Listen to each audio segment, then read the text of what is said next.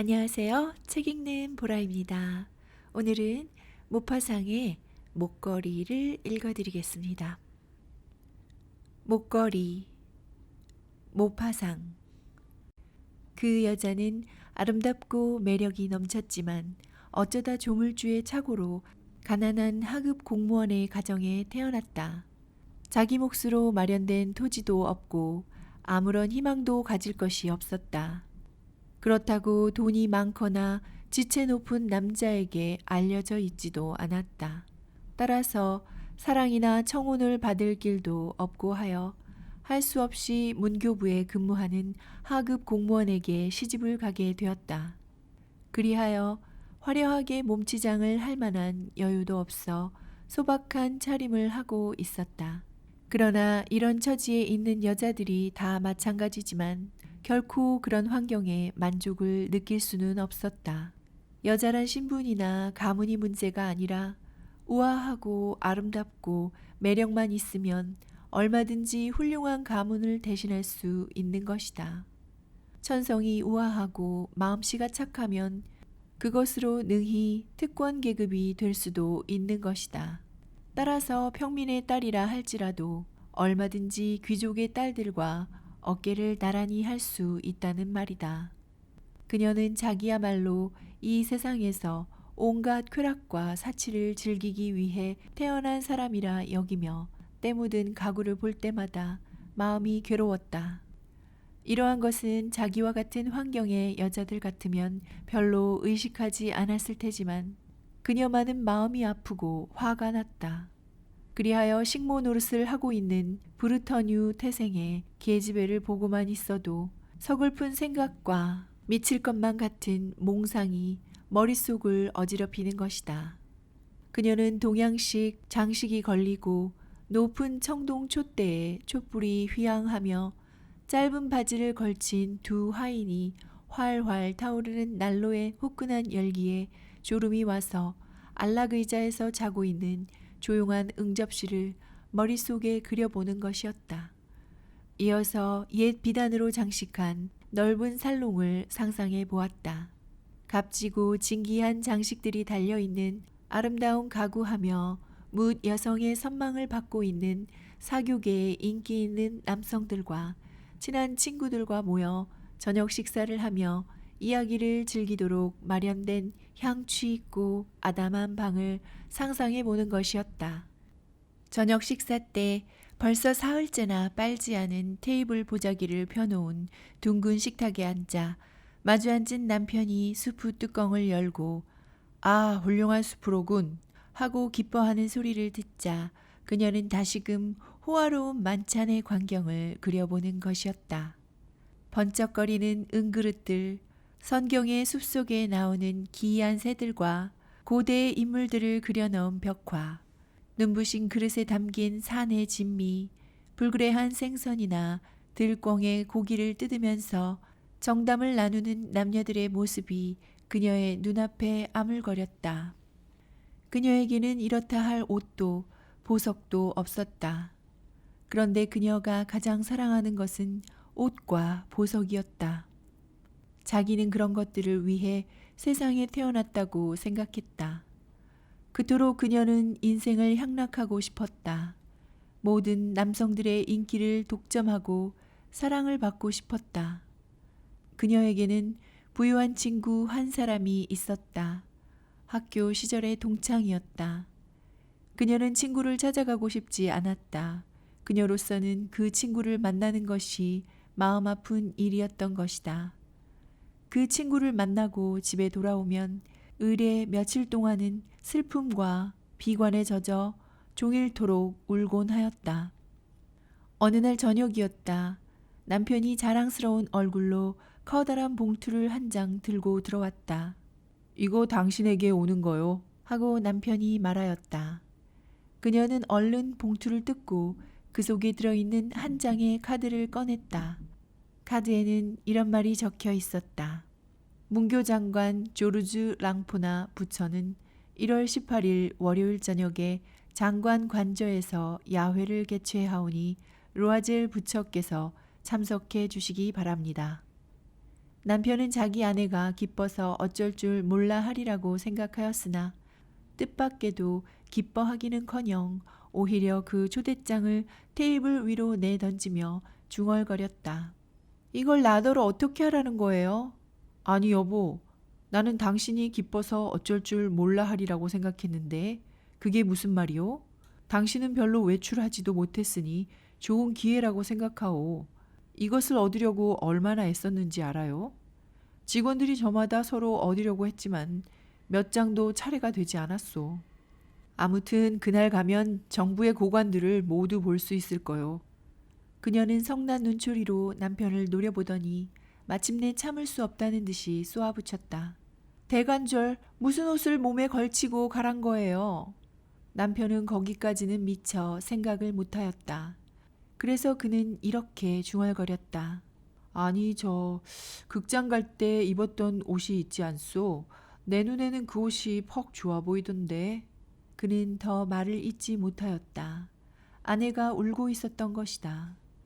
두 방울의 커다란 눈물이 눈가에서 입술 끝으로 천천히 흘러내리고 있었다. 그는 더듬으며 말하였다. 왜 그래? 글쎄 왜 그러는 거야? 그녀는 겨우 슬픔을 가라앉히고 나서 젖은 두 볼을 닦으며 조용히 대답하였다. 아니에요. 아무것도 아니에요. 단지 입을 옷이 없어서 그래요. 난 파티에는 안 가겠어요. 그 초대장은 다른 친구한테 주워버리세요. 나보다도 좋은 옷을 가진 아내가 있는 사람에게 말이에요. 남편은 실망하였다. 그는 이렇게 말했다. 이거 봐, 마틸드. 알맞은 옷 한 벌 맞추는데 얼마나 하지? 다른 나들이 때도 입을 수 있고 그다지 비싸지 않은 옷 말이야. 그녀는 잠깐 생각해 보았다.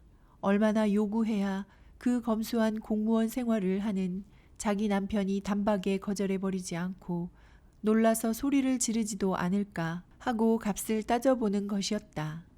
이윽고 그녀는 주저하면서 말했다. 확실히 알 순 없지만 400프랑 정도 있으면 될 거예요. 남편은 얼굴이 약간 헬쑥해졌다. 그는 꼭 이만한 액수를 예금하고 있었지만 그 돈으로 총을 사서 오는 여름에 낭테르 벌판으로 사냥을 가려고 했었다.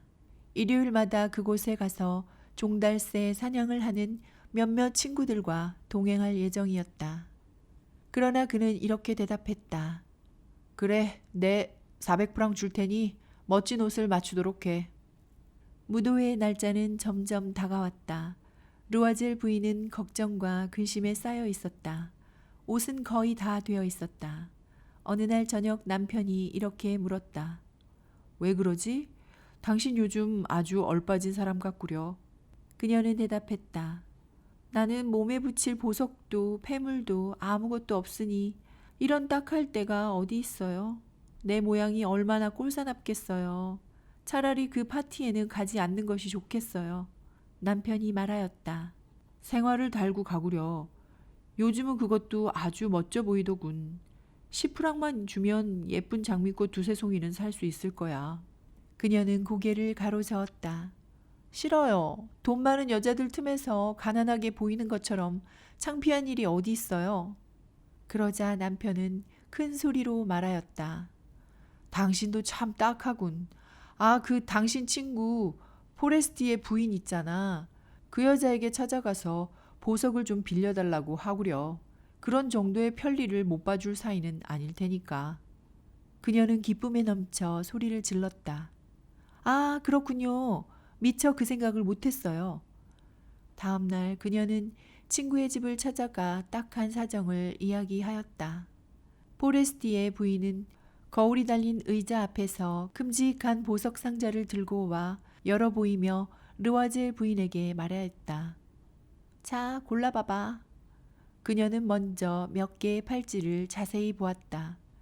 다음에는 진주 목걸이를, 그 다음에는 베니스제의 십자가를 보았다. 그 십자가는 금과 진주로 되어 있었는데 솜씨가 놀라웠다. 그녀는 거울 앞에서 보석을 이것저것 몸에 걸쳐보면서 망설일 뿐 어떤 것을 놓고 어떤 것을 빌려가야 할지 결정하지 못하고 번번이 이렇게 말하는 것이었다. 또 뭐 없어? 왜 없어? 가서 골라봐. 어느 것이 내 맘에 들지 나는 알 수 없으니까. 그러다 까만 공단 상자 속에 눈부신 다이아몬드 목걸이가 들어있는 것이 눈에 띄었다. 그녀는 그것이 얼마나 탐이 났는지 가슴이 뛰기 시작하였다. 그것을 쳐들자 이번에는 손이 떨려왔다. 그녀는 목걸이를 몽땅 뜻 위로 걸고 아름다운 자기 모습에 도취되어 있었다. 그녀는 겨우 입을 떼어 이렇게 말했다. 이걸 좀 빌려줘. 다른 것들은 필요 없어. 그렇게 해. 그녀는 친구의 목을 껴안고 뜨거운 키스를 하였다.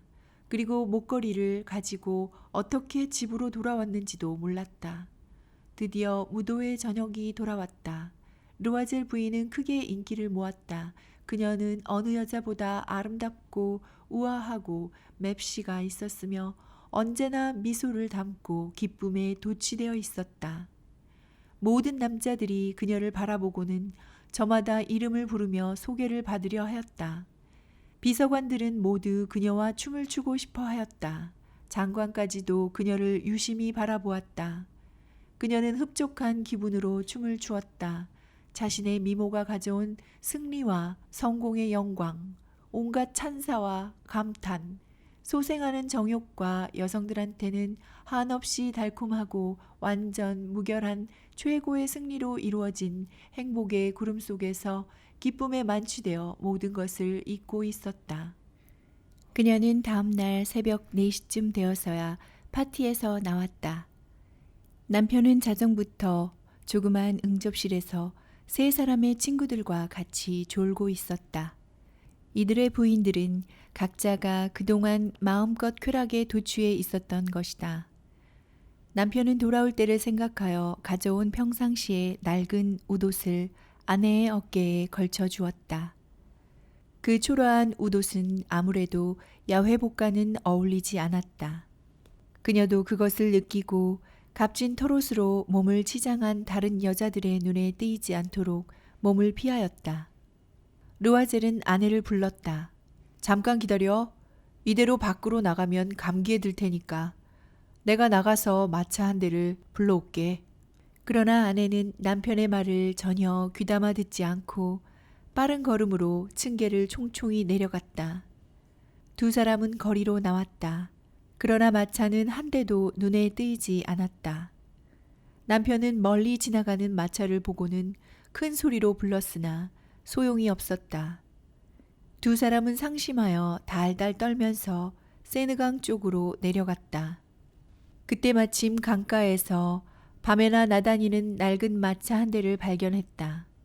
낮에는 파리에서 차마 그 초라한 모습을 보이기가 민망하다는 듯이 밤에만 벌이를 하는 그런 마차였다. 두 부부는 그 마차를 집어타고 마르티르 거리에 있는 집 문 앞에 이르렀다. 그들은 쓸쓸한 마음으로 발길을 옮겨 층계를 올라갔다. 그녀에게는 모든 것이 끝나버린 것이다. 그리고 남편은 오전 10시까지는 문교부에 출근해야 한다는 생각을 하고 있었다. 그녀는 다시 한번 자기의 화려한 모습을 보기 위해 거울 앞에 가서 웃옷을 벗었다. 그러던 그녀는 갑자기 비명을 질렀다. 목에 걸었던 목걸이가 보이지 않았던 것이다. 옷을 벗고 있던 남편이 엉거주춤하며 물었다. 왜 그러지? 그녀는 남편을 향해 맥 빠진 듯한 투로 대답하였다. 저 포레스티의 부인의 목걸이가 없어져 버렸어요. 남편은 실성한 사람같이 벌떡 일어섰다. 아니, 뭐야? 그럴 리가 있나? 그들은 옷갈피와 외투깃 그리고 호주머니 속 등을 모조리 뒤져보았으나 목걸이는 눈에 띄지 않았다. 남편이 물었다. 무도회에서 나올 때는 분명히 있었어? 그럼요. 장관댁 현관에서 만져보기까지 했는걸요. 그러나 만약 도로에서 떨어뜨렸다면 소리가 났을 텐데. 그러고 보니 마차에서 잃은 것이 분명하군. 그런 것 같아요. 그 마차 번호를 기억하세요? 몰라. 당신도 마차 번호를 잘 보아두지 않았어? 그들은 낙심하여 서로 마주볼 뿐이었다. 이윽고 르와젤은 옷을 다시 입기 시작하였다. 혹시 찾을 수 있을지 모르니 돌아왔던 길을 다시 가봐야지. 그는 다시 밖으로 나갔다. 그녀는 야회복을 벗을 생각도 잠자리에 들 기력도 없었다. 그리하여 불을 피우지 않고 아무런 생각도 없이 의자 위에 멍청이 앉아 있을 뿐이었다. 7시쯤 되어 남편이 돌아왔다. 아무것도 눈에 보이지 않았던 것이다.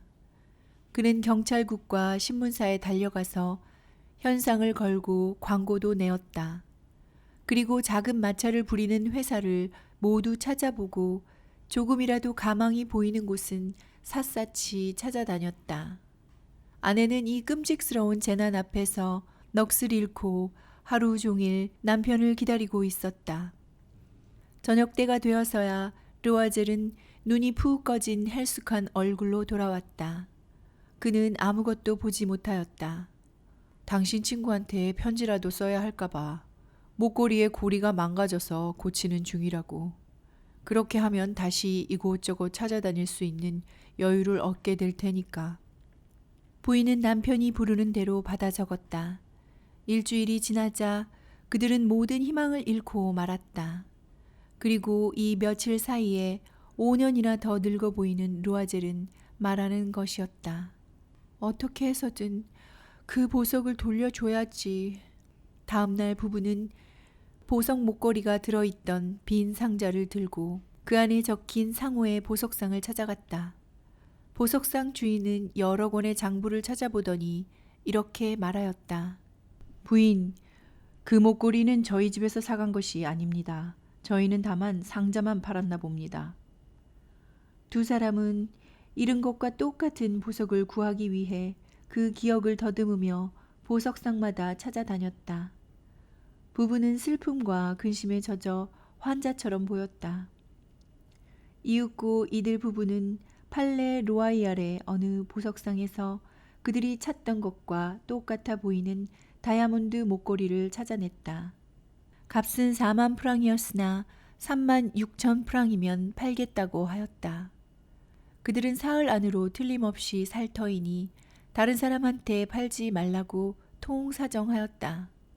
그리고 만일 3월 말까지 잃어버린 목걸이를 다시 찾으면 상점에서 3만 4천 프랑으로 다시 사준다는 조건으로 계약을 하였다. 르와젤에게는 아버지한테서 물려받은 1만 8천 프랑의 재산이 있었다. 나머지는 빚을 낼 수밖에 없었다. 그는 이 사람에게서 2천 프랑, 저 사람에게서 500 프랑, 여기서 5루이, 저기서 3루이 하여 돈을 닥치는 대로 빌렸다.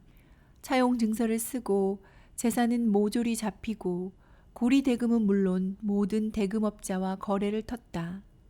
그는 그 돈을 마련하기 위해 전 생애를 담보하다시피 하였으며 갚을 수 있을런지 모르면서 서약서에 마구 도장을 눌렀다. 그는 앞으로 닥쳐올 불행에 대한 걱정, 머지않아 찾아올 비참하기 이를 데 없는 어두운 그림자, 앞으로 겪어야 할 모든 물질적인 궁핍과 정신적인 고통에 대한 두려움으로 전신을 떨며 새 목걸이를 사기 위해 보석상에서 3만 6천 프랑을 내놓았다. 르와젤 부인은 그 목걸이를 사들고 곧 포레스티 부인을 찾아갔다. 부인은 좀 퉁명스러운 어조로 이렇게 말하였다. 좀 일찍 돌려줘야지. 내게도 필요한 일이 생길지 모르잖아. 포레스티의 부인은 목걸이를 보지는 않았다. 르와젤 부인은 친구가 그 상자를 열어볼까봐 은근히 걱정하였다. 물건이 바뀐 것을 알면 어떻게 생각할까? 무엇라고 할까? 자기를 도둑년으로 여기지는 않을까? 르와젤 부인은 가난한 생활이 얼마나 괴로운 것인가를 깨닫게 되었다. 그러나 그녀는 곧 대단한 결심을 내렸다. 우선 저 무서운 빚부터 갚아야 하는 것이다. 그녀는 기필코 갚을 결심이었다. 가정부를 내보냈다. 집도 지붕 및 다락방으로 세를 얻어 들었다. 그녀는 집안일이 얼마나 어렵고 또 부엌 치닥거리가 얼마나 귀찮은 것인지 실제로 체험하며 잘 알 수 있었다. 그녀는 기름기가 묻은 그릇과 냄비를 닦느라고 분홍빛 손톱이 모두 닳았다. 더러운 옷이나 내복, 걸레 등을 세탁해서 줄에 널었다. 아침이면 쓰레기통을 들고 한 길까지 내가야 했다. 층계마다 걸음을 멈춰 숨을 돌리며 물을 길어 날랐다. 하류 계급의 아낙네들과 다름없는 차림을 하고 바구니를 팔에 끼고 야채와 식료품 상점과 정육점을 드나들며 값을 깎다가 욕을 먹으면서까지 돈 한 푼을 아꼈다. 부부는 날마다 지불할 것은 또박또박 지키며 경우에 따라서는 차용 증서를 고쳐 쓰고 지불을 연기하였다. 남편은 저녁마다 어느 상인의 장부를 정리하는 부업을 맡았다. 그리고 때로는 한 페이지당 5수의 보수를 받고 사본을 만들어주기도 하였다. 이러한 생활이 10년이나 계속되었다. 10년이 흐른 후에야 모든 빚을 청산할 수 있었다. 고리대금의 이자를 비롯하여 묵은 이자의 이자까지 모두 갚게 되었던 것이다. 르와젤 부인은 매우 늙어 보였다.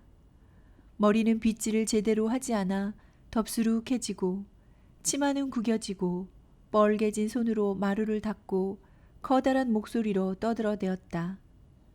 그러나 간혹 남편을 출근시키고 나서 창가에 걸터 앉아 지난날의 무도회, 그토록 화려하고 아름다워 총애를 받았던 무도회의 밤을 회상해 보는 것이었다. 그 목걸이만 잃어버리지 않았던들 어떻게 되었을까? 그 누가 아랴, 알 수 없는 일이지. 인생이란 기이하기도 하고 허무한 것이야. 대수롭지 않은 일이 파멸을 초래하기도 하고 구원을 주기도 하고. 그러던 어느 일요일이었다. 그녀는 한 주일 동안의 피로를 풀려고 샹젤리제로 산보를 나갔다가 어린아이를 데리고 산책하고 있는 포레스티의 부인을 우연히 만났다. 부인은 여전히 젊고 아름다웠으며 싱싱한 매력을 간직하고 있었다. 르와젤 부인은 가슴이 두근거렸다. 포레스티에에게 그동안 경위를 모두 이야기할까? 그렇지, 이미 빚을 다 갚았는데 말 못할 게 무엇람? 그녀는 포레스티의 부인에게 다가갔다. 잔느 아냐? 이게 얼마만이야? 포레스티의 부인은 미처 그녀를 알아보지 못하였다. 이렇게 천해 보이는 여자가 그토록 자기를 정겹게 부리는 것이 적이 놀라웠다. 누구야? 나는 잘 모르겠는데. 사람을 잘못 보지 않았어요? 어머, 나 마틸드 르와젤이야. 친구는 크게 외쳤다. 뭐? 마틸드? 오, 가엾어라. 그런데 왜 이렇게 변했지? 그동안 고생을 너무 많이 했어. 우리가 마지막 헤어진 뒤로 고생살이가 보통이 아니었어. 그것도 모두 너 때문이지 뭐야. 나 때문이라니? 그건 또 무슨 소리야? 왜 생각나지 않아? 저 문교 장관 파티에 가기 위해 내가 빌려갔던 다이아몬드 목걸이 말이야. 응, 그래서 그걸 잃어버렸지 뭐야. 뭐라고? 아니, 내게 돌려줬잖아. 그건 모양이 같은 거지만 다른 목걸이야. 그 목걸이 값을 치르느라고 10년이나 걸렸지 뭐야. 이젠 다 갚았어. 마음이 이렇게 후련할 수가 없어. 포레스티의 부인은 발길을 멈추고 서 있었다. 그래, 잃어버린 목걸이 대신 새 걸 사왔단 말이야? 그럼 아직 그것도 모르고 있었구나. 하긴 모양이 똑같았으니까. 그녀는 약간 으스대는 듯한 순진한 웃음을 지어 보였다. 포레스티의 부인은 크게 감동하여 친구의 두 손을 꼭 쥐었다. 아, 불쌍해라 마틸드. 하지만 그 목걸이는 가짜였어. 기껏해야 500프랑밖에 되지 않는. 여기까지 모파상의 목걸이 들으셨습니다.